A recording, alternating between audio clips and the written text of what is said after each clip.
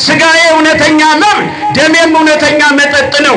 ስጋዬን የሚበላ ደሜን የሚጠጣ የዘላለም ምን አለው? ተናገሩ እስቲ። ሕይወት መሆኑን የምታምኑ እጃችሁን አንሱ።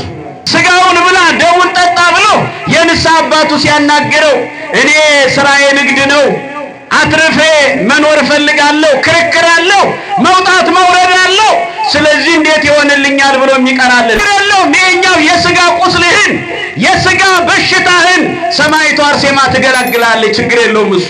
ደዲያንም ወተነሳ ወንቲያው ወተሐበን እንዳለ ሊቁ እግዚአብሔር ቤተሰቦች ያንቺ ተራ መቼ ነው? ያንተ ተራ መቼ ነው? ስማ እያለ አንተ እየተባለ የሚዘመርልህ እንኳን ለዚያ በቃ የምትባለው አንተ መቼ ነው ወንድሜ?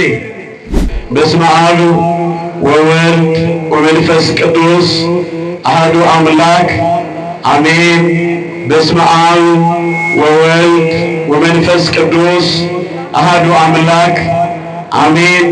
በስመ አብ ወወልድ ወመንፈስ ቅዱስ አሐዱ አምላክ አሜን። ይትባረክ እግዚአብሔር አምላከ አበዊነ አምላከ ቅዱሳን የአባቶቻችን የቅዱሳን አምላክ ልዑል አምላካችን እግዚአብሔር ስለማይነገር ብዙ ስጦታው ስሙ ለዘላለም ከፍ ከፍ ያለና የተመሰገነ ይሁን። እስኪ አሜን በሉ ምዕመናን። እልልታ ጭብጨባ እዚህ ቦታ ላይ መጥቶ የተለመደ ነው። እስኪ አመስግኑ በእውነት እግዚአብሔር አምላካችን ስሙ ለዘላለም በእውነት ከፍ ከፍ ያለና የተመሰገነ ይሁንልን። እጅግ የተከበሩ አባታችን ክቡር መላከ መዌ የዚሁ ቤተ ክርስቲያን ዋና አስተዳዳሪ፣ የዚህ መንጋ እረኛ፣ እንደዚሁም የተከበሩ ወንድማችን መጋቤ ብሉይ የዚሁ ቤተ ክርስቲያን ዋና ጸሐፊ ክቡር መምህራችን፣ የቤተ ክርስቲያናችን የስብከተ ወንጌል ክፍል ዋና ኃላፊ፣ ሁላችሁም ምዕመናን በእግዚአብሔር ስም ሰላም እላችኋለሁ። እንደምን አደራችሁ? እንደምን ቆያችሁ? እንደምን እዚህ ሰዓት ደረሳችሁ? እግዚአብሔር ይመስገን ብለን ስሙን እንድንጠራ ይረዳም ተገላገልኩ ብሎ ያልተወን ጨክኖ ያልዘነጋን የአባቶቻችን የቅዱሳን አምላክ የሁላችን አባት የሆነ ልዑል አምላካችን እግዚአብሔር ስሙ ለዘላለም ከፍ ከፍ ያለና የተመሰገነ ይሁን። ያረሳን ያልዘነጋን ችላ ያላለን መድኃኔ ዓለም ስለሆነ ክብር ምስጋና ለስሙ ይሁን። የእናታችን የእመቤታችን የቅድስት ድንግል ማርያም ስሟ ዛሬም ዘወትርም በፍጥረት አንደበት ለዘላለም ከፍ ከፍ ያለችና የተመሰገነ ይሁንልን። በዛሬው ዕለት መታሰቢያ የሚደረግላቸው ቅዱሳን አሉ።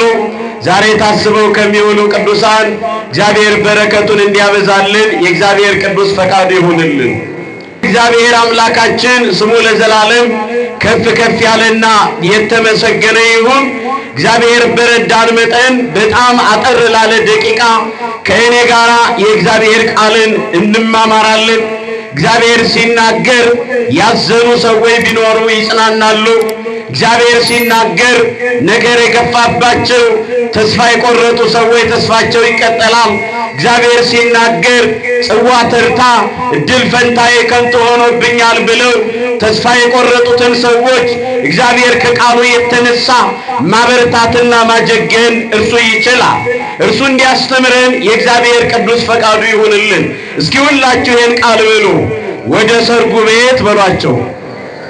ወደ ሰርጉ ቤት ኑ በሏቸው።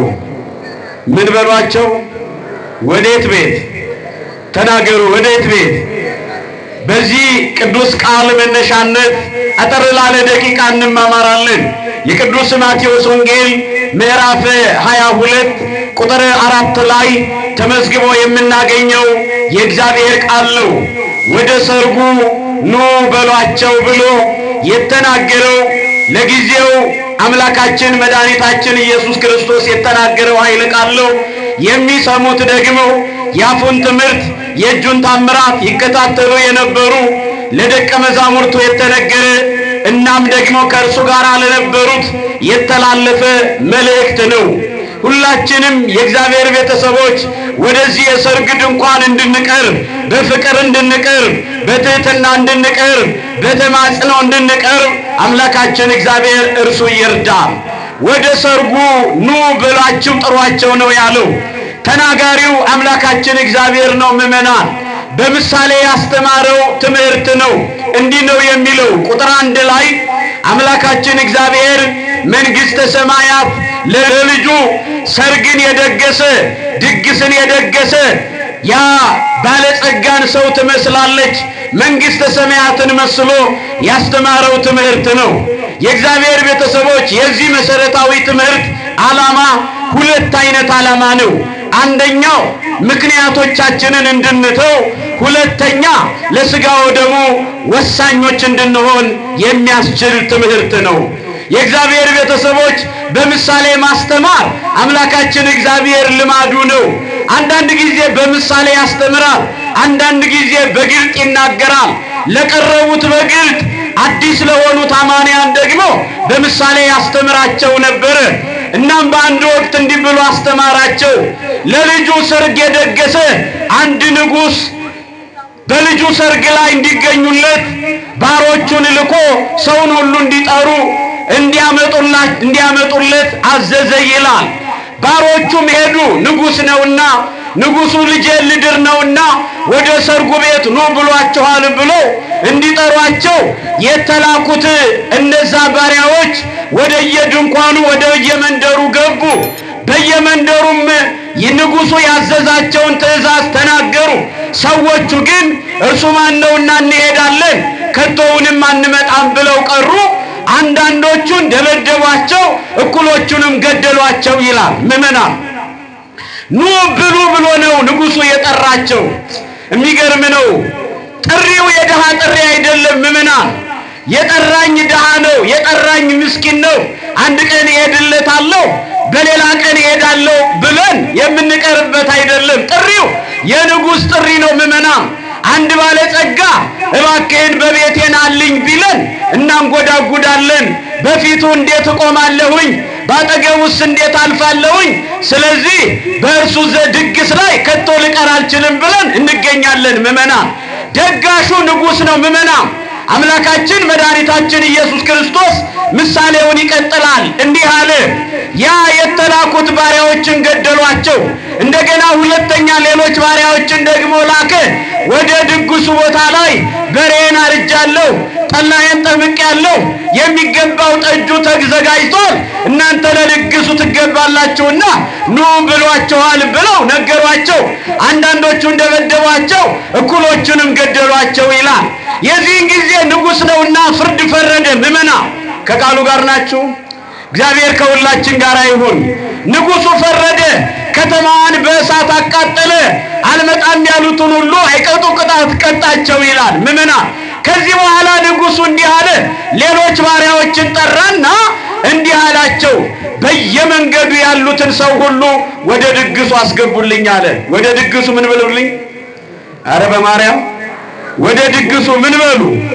አስገቧቸው። በየመንገድ የምታገኟቸውን ወደ ድግሱ ቦታ፣ በሬ ወደ ታረደበት፣ ሙሽራው ወዳለበት፣ ድግሱ ወደ ተደገሰበት ስፍራ ላይ አስገቡልኝ አላቸው። የዚህን ጊዜ ደጋሹ እስኪጨናነቅ፣ የድግስ ቤቱ እስኪሞላ፣ ከመሙላቱ የተነሳ መተንፈሻ ቦታ እስኪጠፋ ድረስ የድግሱ ቤት ሞላ ይላል። ምእመና እናም ንጉሡ ሊጎበኝ ወጣ አለ። ሊጎበኝ ምን አለ? ወጣ። እድምተኞቹን ብሉ ጠጡ ሊል ወጣ። ከሚጣፍጠው ቁረጡላቸው፣ ከሚያምረው ላይ ይብሉ ሊላቸው ወጣ። በወጣበት ሰዓት ላይ ግን አንድ የሰርግ ልብስ ያለበሰ ሰው ተመለከተ ይላል። የምን ልብስ ያለበሰ? ወንድሜ ተናገር። የምን ልብስ? ልብስ ያለበሰ አላለም። ምእመና የምን ልብስ ነው ያለበሰው? የሰርግ ልብስ አልለበሰም። እናም የሰርግ ልብስ ባለመልበሱ የተነሳ ንጉሡ ተቆጣ ይላል። አንተ ሰው የተጠራኸው ተራ ጠበቅ መሱ አይደለም፣ ሰርግ ቦየት የሚለበስን ልብስ ለምን ለብሰህ አልመጣህም አለው ይላል። ሰውየው መናገር አልቻለም። ምእመናን የለኝም እንዳይል ያለህን እንኳን ምን አለ ከውሃ ጋር ባገናኘኸው ይለዋልና ዝም አለ። ምእመናን አዎ የለኝም እንዳይል የእግዚአብሔር ቤተሰቦች ያለህን እንኳን ብታድበው ምን አለ፣ ብታለቃልቀው ምን አለ። ለድግሱ የሚመች ቀን ብዙ ጊዜ ተሰጥቷቸዋል። ወደ ድግሱ ስትመጣ አዳፋ ልብስ፣ ለሰርግ የማይመች ልብስ ለምን ለበስ ካለው ሰውየው መናገር አጣ። ምዕመናን የሚናገረው አጣ። በሉ አውጡና ጥርስ ማፋጨት ወዳለበት ጣሉልኝ አለ። ምሳሌው እንዲህ ነው ምዕመናን። የድግሱ ባለቤት አምላካችን እግዚአብሔር አብ ነው። ሙሽራው መድኃኒታችን ኢየሱስ ክርስቶስ ነው። የድግሱ ቤት እመቤታችን ቅድስት ድንግል ማርያም ናት። በድግሱ ስፍራ ላይ የተጠራ ነው እኔና እናንተ ነን። ምሳሌው ይሄ ነው ምዕመናን። በዚያ ሰርግ ላይ የተጠሩት ሰዎች 4-5 አይነት ምክንያት ደርድረዋል። የሉቃስ ወንጌል ምዕራፍ 14 ቁጥር 17 ላይ ትንታኔው አለ ምዕመናን። አንዳንዶቹ ገና እርሻ ያለመደ በሬ ገዝቻለሁኝና በሬን እርሻ ላይ ያለማምዳለሁ ለንጉሱ ጥሪ ቦታ አልሰጥም ብለው ቀሩ። አንዳንዶቹ ደግሞ እኔ ሚስት ያገባሁት ሰሞኑ ነውና የጫጉላ ቀኔን ትቼ ንጉሱ ለጠራኝ ጥሪ ደግሞ እግሮቼን ለመራመድ አንደበቴን ለምስጋና እጄን ለጭብጨባ አልዳርግም ብለው ቀሩ። አንዳንዶቹ ከቤታችን አንወጣም ጊዜው ከባድ ጊዜ ነው ብለው ቀሩ። አንዳንዶቹ መሄድ አንፈልግም ብለው ቀሩ። ምዕመናን እነዚህ 4 በቂ ምክንያቶች ናቸው። ነገር ግን 5ኛው ምክንያት ደግሞ ስልቾች ስለሆኑ ቀሩ። ምኖች ስለሆኑ? ኧረ በማርያም ተናገሩ ምዕመናን። እንዲህ አይነት ስለሆኑ ቀሩ ነው የሚለው። የዚህን ጊዜ እግዚአብሔር ቤተሰቦች አምላካችን መድኃኒታችን ኢየሱስ ክርስቶስ ይህን ምሳሌ አስቀመጠላቸው ይላል። ይህ ምሳሌ አንድና አንድ ነው ምዕመናን። ሙሽራ የተባለው መድኃኒታችን ኢየሱስ ክርስቶስ ነው። የሰርግ ቤት የተባለች ንጽሐ ሥጋ ንጽሐ ነፍስን ገንዘብ ያደረገች በረከተ ሥጋ በረከተ ነፍስን ከፍጥረት እያማለደች ለሁላችን የምታድል እመቤታችን ቅድስት ድንግል ማርያም ናት። ዛቲ ይእቲ ትንቢቶሙ ለነቢያት ሞገሰ ስብከቶሙ ለሐዋርያት እሞሙ ለሰማዕታት ወእኅቶሙ ለመላእክት እንዲላል ሊቁ። ምዕመናን እመቤታችን ቅድስት ድንግል ማርያም የሰርግ ቤት ናት። የእግዚአብሔር ቤተሰቦች ሙሽራው መድኃኒታችን ኢየሱስ ክርስቶስ ነው። የእድምተኞቹ ኃላፊ፣ የሰርጉ ኃላፊ፣ ድግሱን የደገሰው ደግሞ እግዚአብሔር አብ ነው። ምዕመናን ሙሽራው ክርስቶስ ነው። ያ በዓለም ላይ ያለ ሙሽራ ሊያገባ ሲል ሱፍ ልብስ ያሰፋል፣ ለሚስትየዋም ደግሞ ማጫ ያስገባል። መልካምን ልብስ፣ መልካምን ቀበቶ፣ መልካምን ጫማ ይጫማል። ያሁኑ ሙሽራ ምዕመናን የተሰፋለት ልብስ የለውም።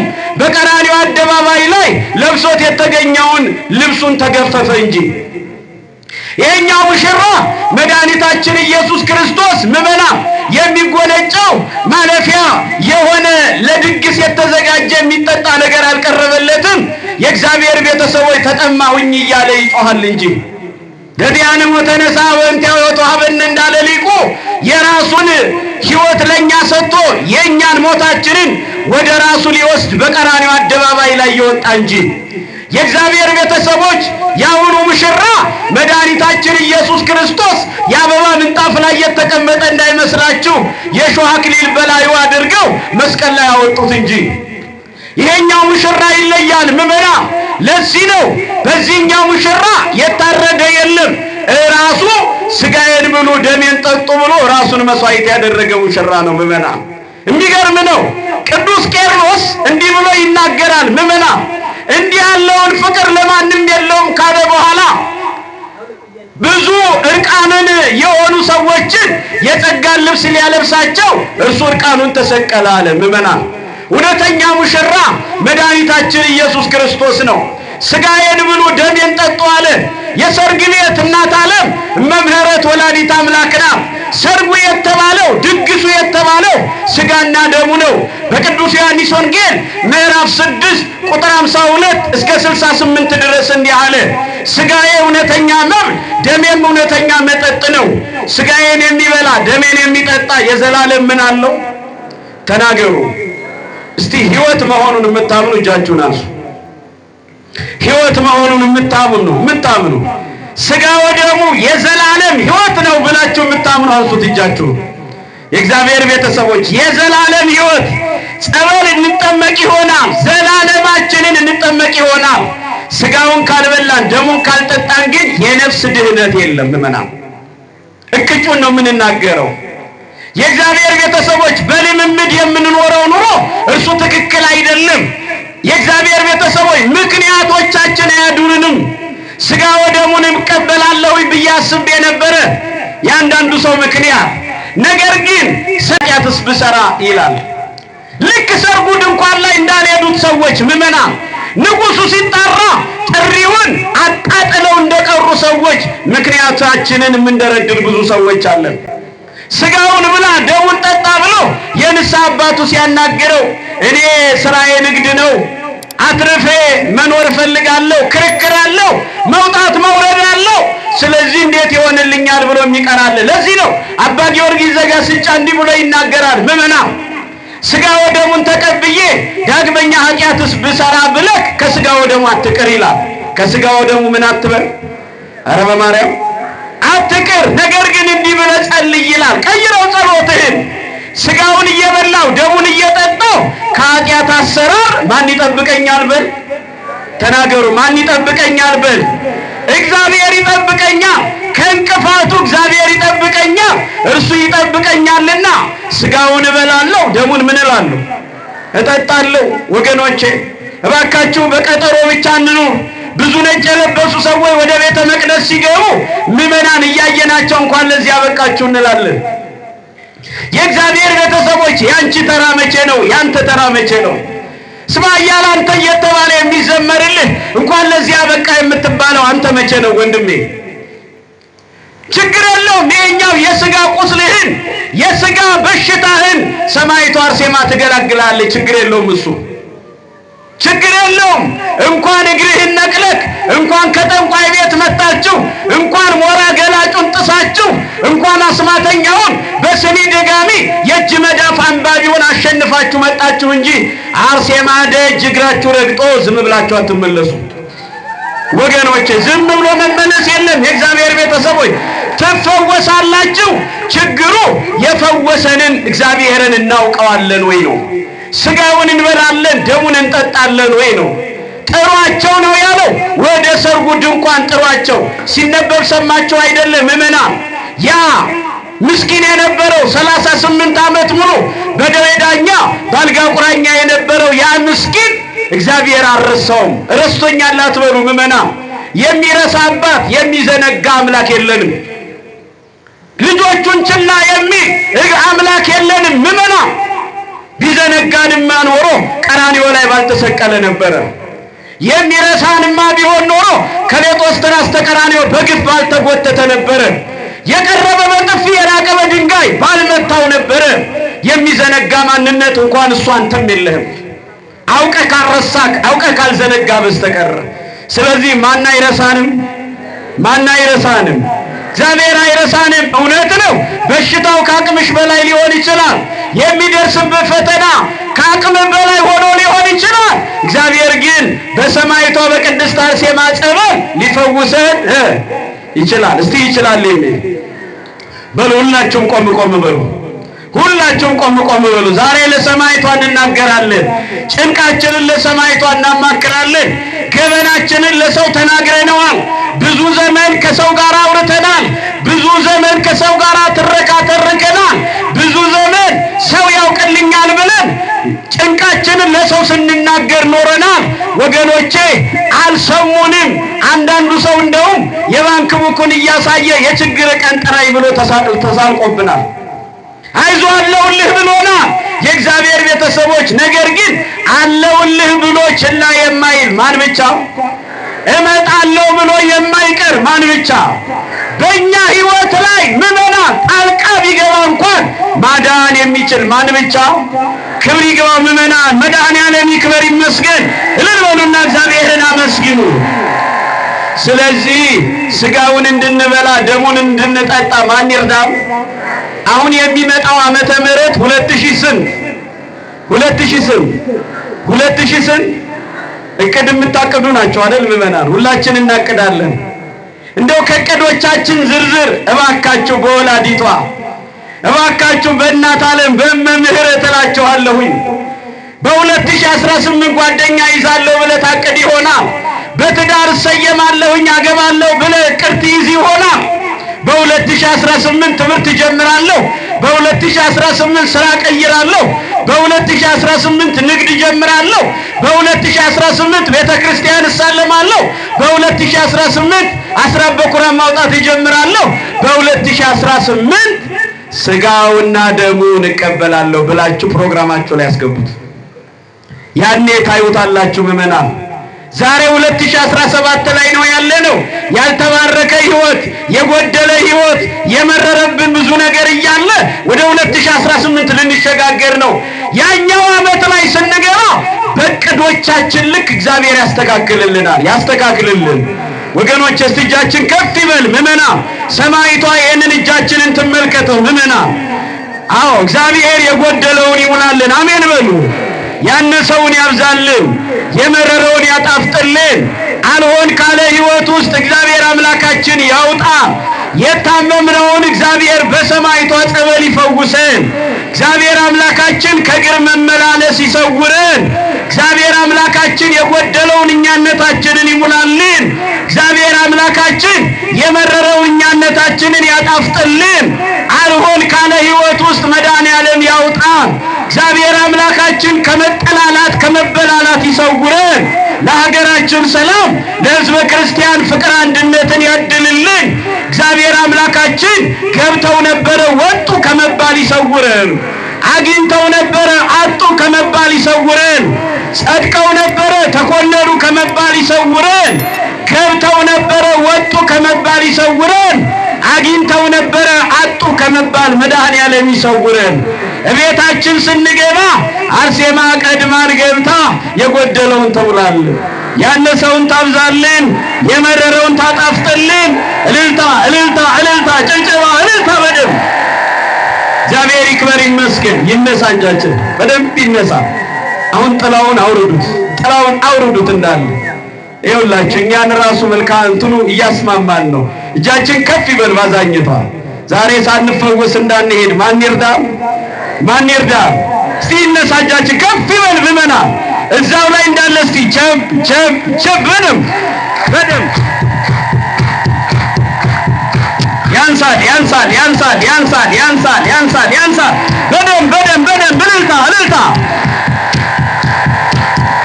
ቸብ ቸብ ቸብ ቸብ ቸብ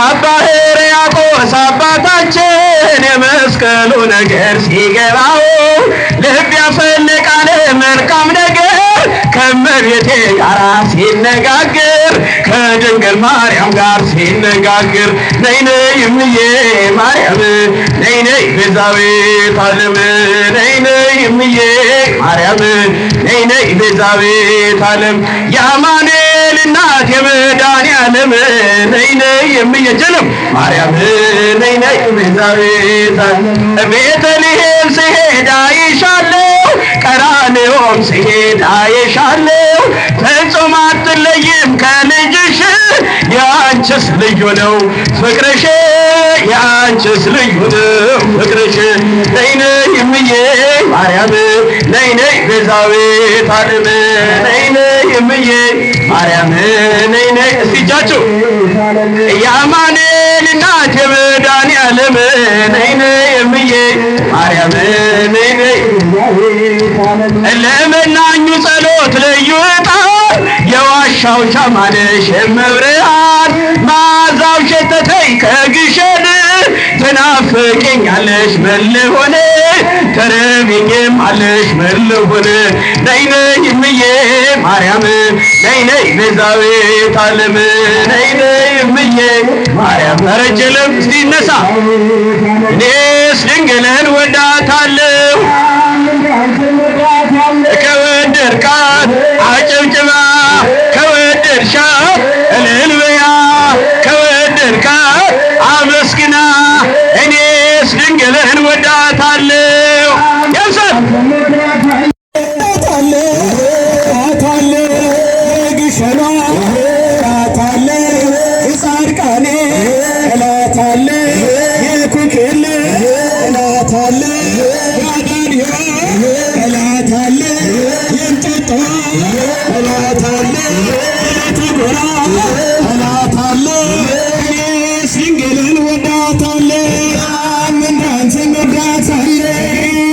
አርሴማን ወዳታለሁ አንቺን ወዳታለሁ ስሪንቃ ወዳታለሁ ይርጋለ ወዳታለሁ የጦጣ ወዳታለሁ ያካኮ ወዳታለሁ አርሴማን ወዳታለሁ አንቺን ወዳታለሁ የምትወደው